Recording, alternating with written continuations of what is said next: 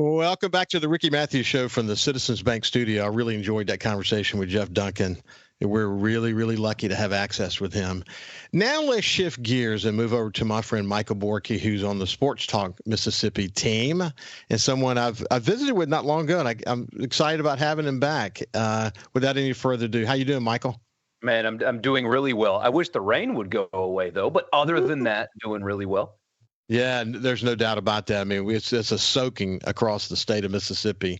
Hey, listen, one of the things I talk about on the show a lot is for people to go to supertalk.fm and sign up for the newsletter. I think more people should do that, and you would love what you see, because what's happening with local media outlets all across the state is they have to fill their news feeds with news that's not from Mississippi. That's the way they fill space, sadly.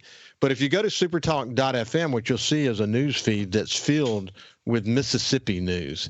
And I would encourage you to go click on the sports where it shows you how to navigate. Click on the sports emblem. You can dive deep. You can get State, Ole Miss, Southern Miss, Jackson State, high school, whatever you choose to get. But if you just click on sports, you'll get the most recent news. And I'll just read you, just to kind of give you a feel for this. This is something that was just posted. Southern Miss takes down Coastal Carolina 79-63 for the third straight win. Next one, Ole Miss dominates at home. Mississippi State falls on the road. It goes on from there. Rebel Report podcast, football gets 2 huge portal commits. Hoops dominates. Thunder and Lightning, which is another podcast we have, extraordinarily successful, examining Mississippi State's defensive chart. I mean, I could just go on. Next one's about Millsaps, another one about the Rebel Report, the Eagle Hour for Southern Miss, as Coach Will Hall owned.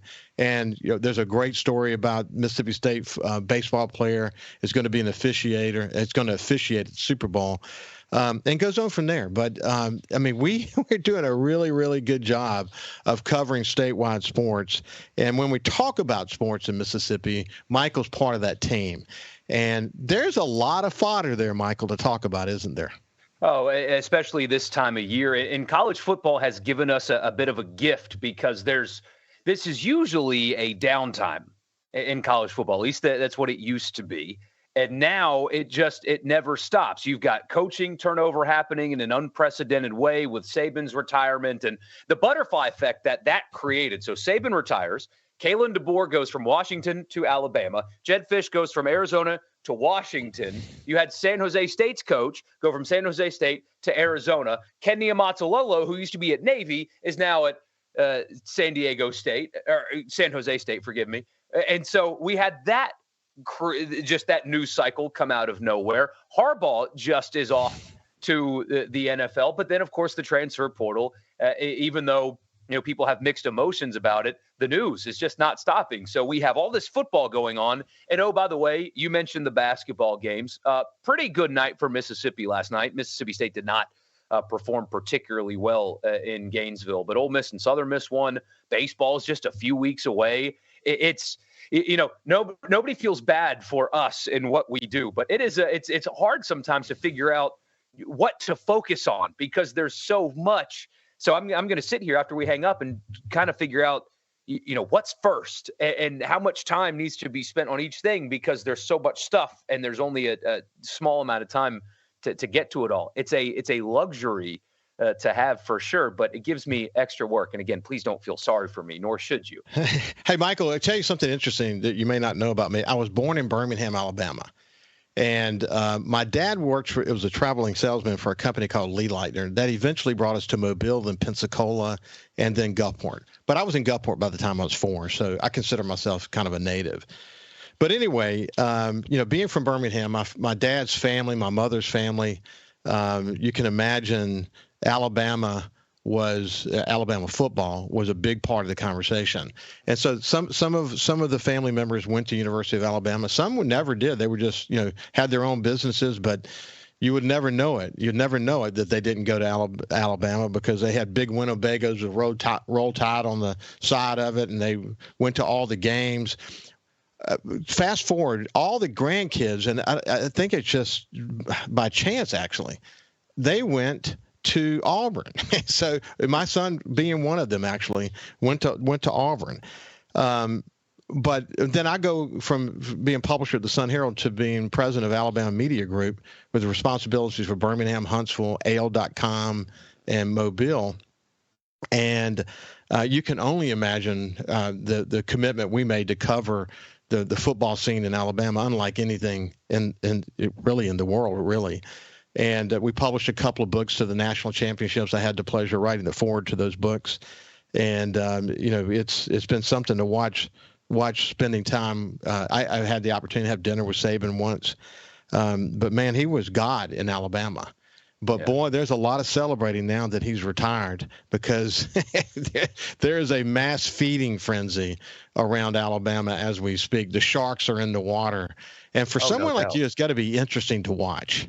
Oh, I love it. And I respect and admire Nick Saban. So what I'm about to say does not mean I do not respect and admire Nick Saban. But as a college football fan and as somebody that covers two SEC teams on a daily basis that are not Alabama, I'm so glad that he's gone. I'm so happy that he hung it up because he had a death grip on the SEC for so long, even though he didn't win the league every single year and he didn't win every championship. But Alabama has been an inevitability.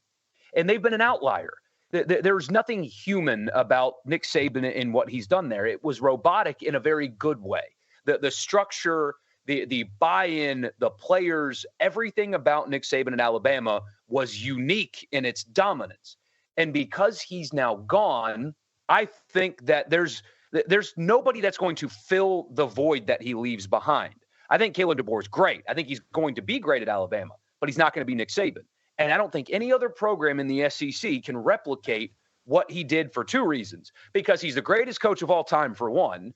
And two, this new era, I don't think will allow for that level of dominance the way Nick Saban did for almost 2 decades at Alabama. I think his departure is great for everybody else in the SEC. It brings the top of the league down to the rest of us. It's not going to allow for somebody like LSU fans, for example, think that they're going to be Alabama now, that it's their time to step into that role. I don't think that's going to happen. This era will not allow for that, and that is great for everybody else in the SEC and great for college football. Have you been following Hugh Freeze very closely in Auburn? Yes, I mean, especially being here in Mississippi, it's hard to ignore. But yeah, I have, and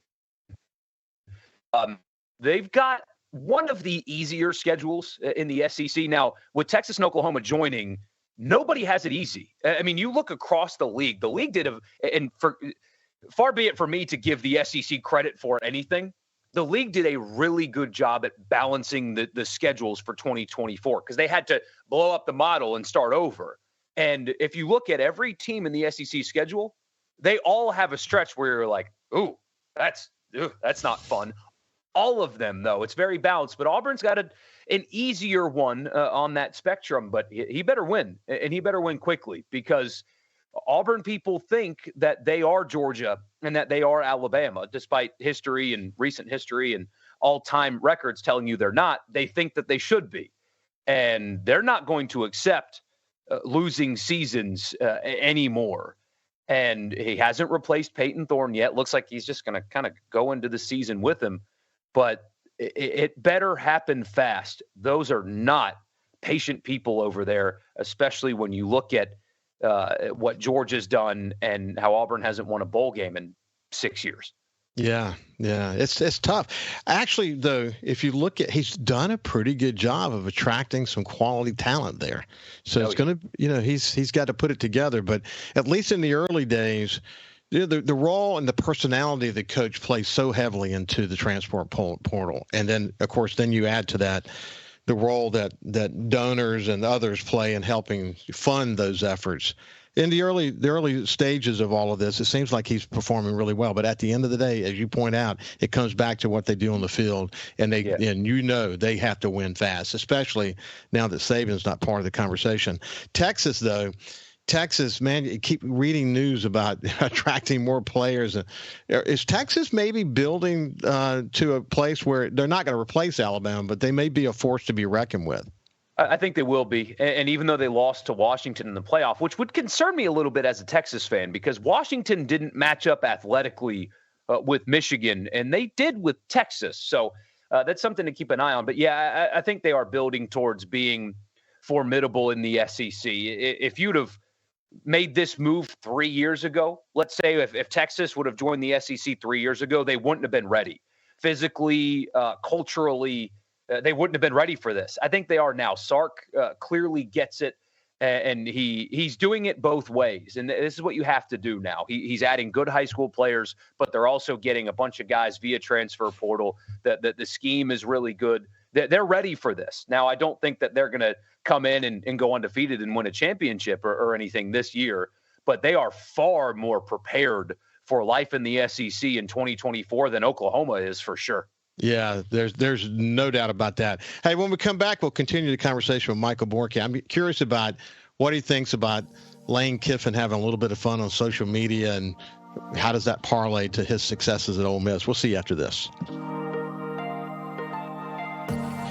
Welcome back to the Ricky Matthews Show from the Citizens Bank studio. I have my friend Michael Borkey from the Sports Talk Mississippi team. He's really good at what he does. The whole team does a great job. In fact, we're going to talk next about, as soon as I have one comment about Lane Kiffin, but then we're going to talk about this great debate they had about how do you finance and college football today, and whether it's fair to the fans or not. But anyway, Lane Kiffin, interesting to watch him on social media. I'm sure there's a rhythm to it from where he's sitting. Sometimes I can't make sense of what he's doing. But what's your read on it? So it's fascinating because there are so many coaches in college football, basically every other coach in college football, that is so political, buttoned up. They've got their tie on their neck really tight, and they won't do anything. And Kiffin's just the opposite. I mean, he lets everybody know where he's going at all times. I mean, after the season ended, he got on that private jet that they give him to go recruit, and he was letting everybody know, hey, I'm in Bloomington, Indiana, recruiting an Indiana transfer. I'm here. I'm everywhere. When Nick Saban retires, look, I'm in Tuscaloosa. Here's Nick Saban's statue, and I'm going to go take a defensive back from them. Just the openness is so rare in college football, and it's so much fun to cover because everybody else is so boring and buttoned up and political, and he is just the complete opposite of boring and buttoned up and political. Lately, he's got his eyes set on LSU, reminding them what happened on the field this past year, because it sounds like LSU is going to take an internal staff member, the general manager from Ole Miss. So he's been reminding them, hey, you can take this guy from my staff, but you can't take back the loss that you suffered earlier this year. It's funny because nobody else does it like this in college football, and it's just a joy to cover, honestly. I like it. I really appreciate it. It's sort of, not that he's anywhere near the status of someone like Elon Musk, but that's the way Elon Musk handles his tweets. You kind of get that stream at that moment, doesn't give too much thought about it, doesn't worry about what other people think. And it is kind of a breath of fresh air in the world that we're in. But you know what? What's interesting about Lane Kiffin is that from day one, he really sort of embraced the new rules that are out there. And he continues to have success with the transfer portal. To his credit, he doesn't like them. That's what's so interesting. He openly talks about, hey, this structure's not right, guys. Like, this doesn't make sense. This is bad ultimately. But if this is what I have to do, well, then I'm going to do it, and I'm going to be better than you at it. So, he does it kind of reluctantly. And you look at somebody like Dabo Swinney at Clemson. Dabo refuses to adapt. He complains about it, and then he doesn't adapt, and his team loses. Kiffin complains about it and says, hey, this is bad, but if you're going to make me do it, I'm going to do it, and look at what's going to happen when I do it. It's very interesting. He doesn't like that he has to do this, but it's what he has to do if he wants to win. Hey, you know what, though? If you're a super intelligent head coach with the ability to understand the chemistry of your players, and you understand, you have a scientist view toward and a mathematical view toward how all these parts fit together so that you can have a sum of the parts is greater than any single, person.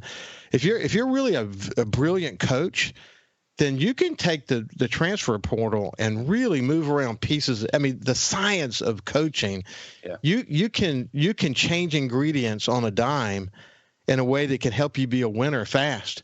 And, there's part no of their argument. strategy. And part of their strategy is character.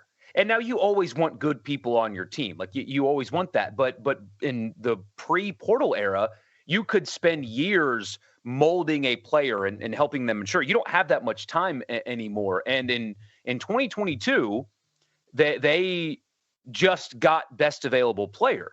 And they learned once adversity hit, they didn't have a strong locker room culture. And so they went back to the drawing board after 2022 and came back to realize we need to focus on what kind of person this player is. How old are they? They changed their strategy from just go get this talented guy. I don't care why he left said program. It's let's go get this guy from James Madison who's played 4 years of college football already. He's an adult man already. So he can come in and you don't have to worry about him being disruptive. Caden Prieskorn, Ole Miss's tight end, is a married father. I mean, so when you add somebody like that to your locker room, they're far more likely to acclimate well and understand, sacrifices and being a good teammate and culture, as opposed to some 19-year-old who hasn't lived life very much and left his old stop because of playing time and is a locker room disruptor. They've changed the type of player that they've added. And you look at their portal haul again this year, it's guys that have played a ton of college football already. That's what they've added. And because of that, it's easier to get them to buy in and understand what it takes to win, because they've 22-year-olds, it's 23-year-olds, it's not 18 and 19-year-olds. And so the culture in the locker room is better. Hey, I tell you what we'll do. When we come back together again in the next couple of weeks, I'll have you back on. Let's have a whole show talking about the transfer portal, the cooperatives, the NIL, how much money does it take to succeed today? What does it mean to teams like Southern Miss? I don't like the picture that paints for a team like Southern Miss that wants to build a winner over time. But we'll really focus on that and come back to this wonderful debate you and your team had about what does this mean to the fan. And anytime, absolutely. Yeah, we'll look forward to having that conversation. Anyway, Michael from the Sports Talk Mississippi team, thank you for joining me today. I appreciate it, my friend. Of course, anytime. Have a great weekend, and we will see you on Monday.